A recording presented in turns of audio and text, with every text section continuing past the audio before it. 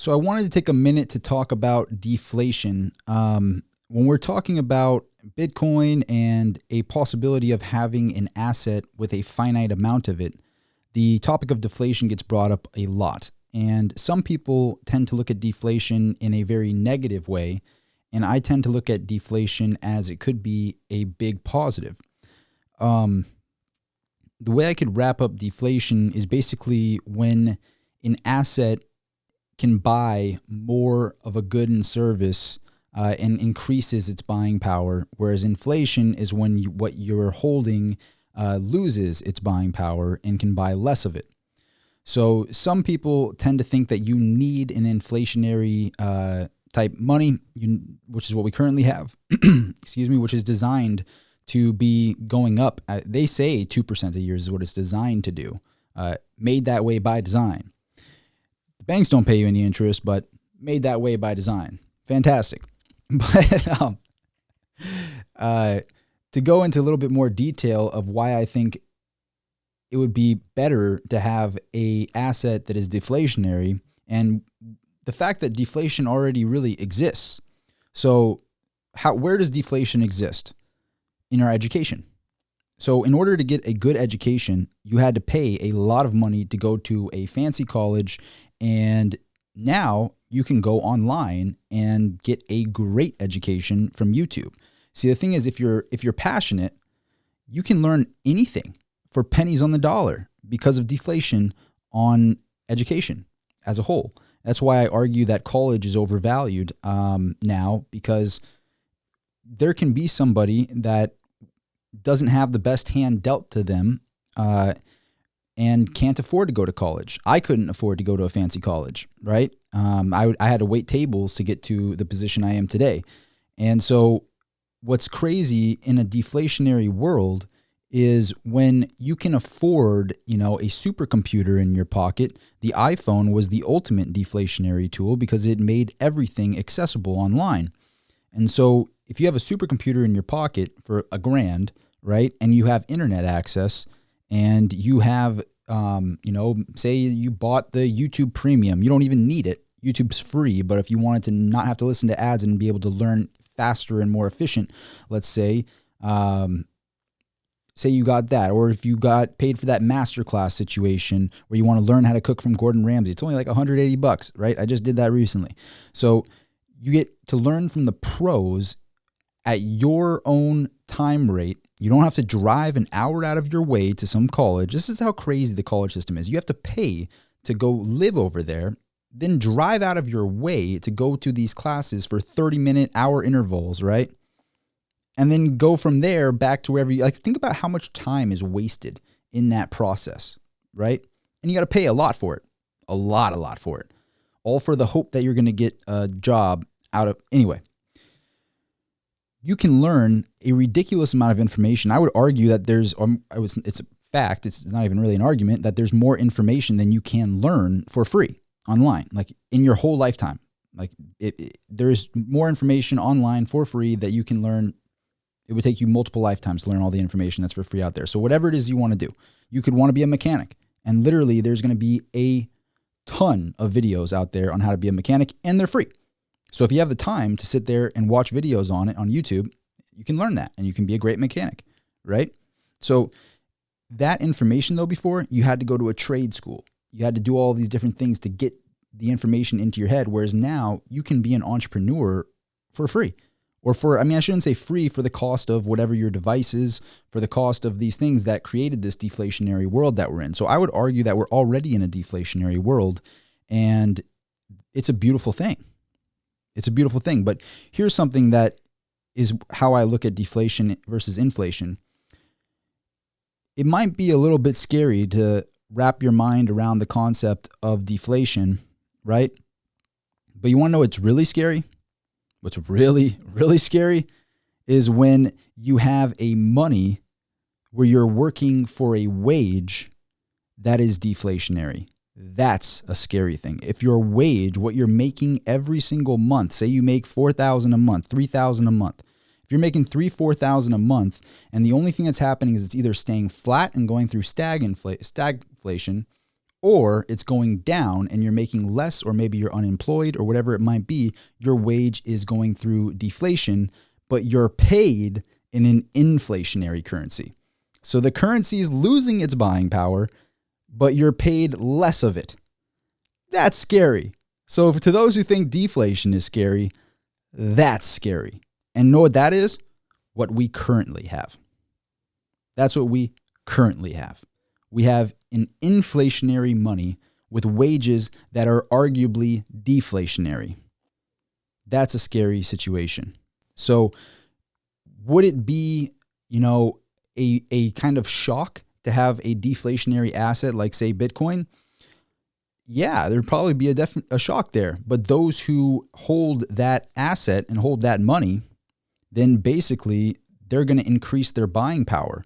And what would that do in the scheme of things? I mean, in a world where banks don't even pay you an interest rate to compensate for the inflation that they continue to create themselves, what's the better option?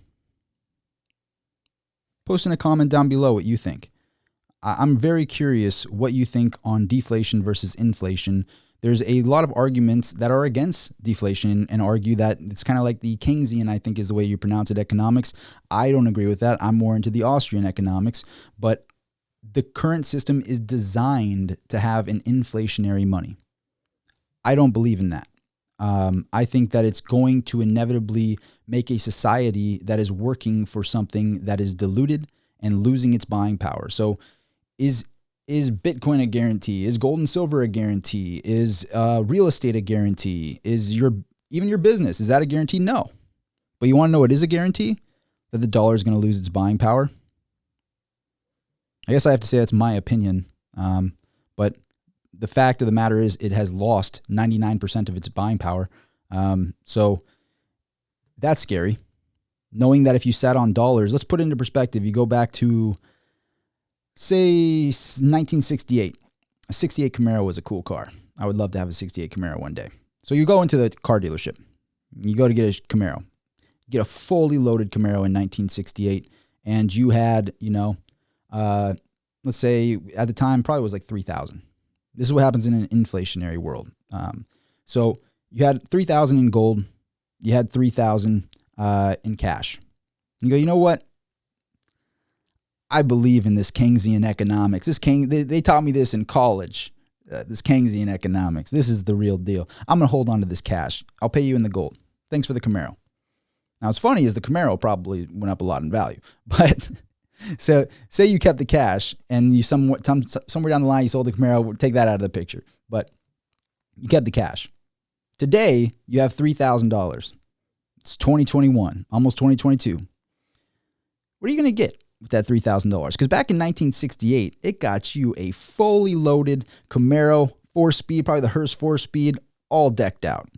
That was the car at the time. Can you go and buy like a fully loaded Tesla for that in today's day and age? Probably not. Probably not. What's $3,000 going to get you? Like a used Corolla or something? I don't even know if it'll get you that. Especially because used car prices are through the roof in this inflationary world that we're in. Ironically enough. But if you had kept the gold, that gold would be, I think, around like 40, 50,000, somewhere in that range. Get a nice Tesla for that, right? Get a pretty decent car. Something comparable to that Camaro. That's the way the inflationary world that we're in today, working with this hot potato type money. So I would rather be in a deflationary world where my asset has more buying power. So what I'm working for, what I'm holding, the asset that I worked for, that I gave away, what is the most valuable thing to you? Is your time, right? There is nothing more valuable than time. So what you store as your money should be a storage of your time, because it is. You gave up X amount of hours that week for X amount of compensation. So you traded your time for that money.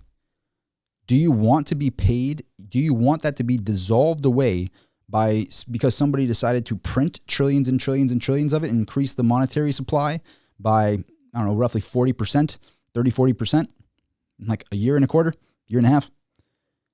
Do you want to hold that as your asset? The thing that got you a brand new Camaro right off the showroom floor that now can't even get you a used Corolla or something. Do you want that? Do you want to store your time in that? Or do you want something that's deflationary? Something to wrap your mind around. When I hear people kind of criticizing a deflationary world, I would argue, A, we're already in a deflationary world. Everything is getting cheaper and more efficient to do it.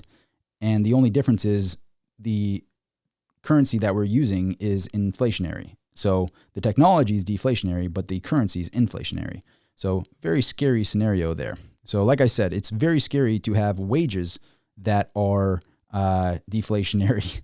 Not the money that's deflationary, the wages being deflationary is scary. And that's what we currently have. Or I would at least argue that. Everything in my videos is my opinion, not financial advice, all of that, disclaimer. But I would argue that right now we have deflationary wages that are paid in an inflationary currency, and we have banks that are not even compensated. It would be okay if the banks were paying us some sort of interest rate, because that would be the way to preserve our ice cubes, so to speak. If money was ice cubes, it would at least not let them melt away. But in the current world that we live in today, we trade our time for ice cubes that inevitably melt away to the tune of 99%. Yeah, that's real. So thank you so much for being part of this channel. If you like this content, please subscribe to the channel. I also came out with a podcast. I'll put the information to the podcast down in a link below.